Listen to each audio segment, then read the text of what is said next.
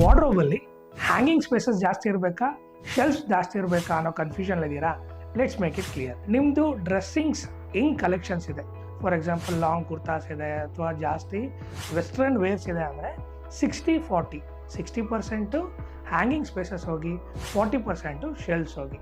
ಇದೇ ನಮ್ಮದು ಸ್ವಲ್ಪ ಟ್ರೆಡಿಷ್ನಲ್ ಮಿಕ್ಸ್ ಇದೆ, ಅಂದರೆ ಸ್ಯಾರೀಸ್ ಜಾಸ್ತಿ ಇದೆ ಅಥವಾ ಸೂಟ್ಸು ಈ ಥರ ಜಾಸ್ತಿ ಇದೆ ಅಂದಾಗ 70-30, 70% ಶೆಲ್ಫ್ಸ್ ಹೋಗ್ಬೋದು, 30% ಹ್ಯಾಂಗಿಂಗ್ ಸ್ಪೇಸಸ್ ಹೋಗ್ಬೋದು. ಸೊ ದಟ್ ನಮಗೆ ಮೋರ್ಸ್ ನಂಬರ್ ಆಫ್ ಶೆಲ್ಫ್ ಸಿಗುತ್ತೆ where we can stack the things.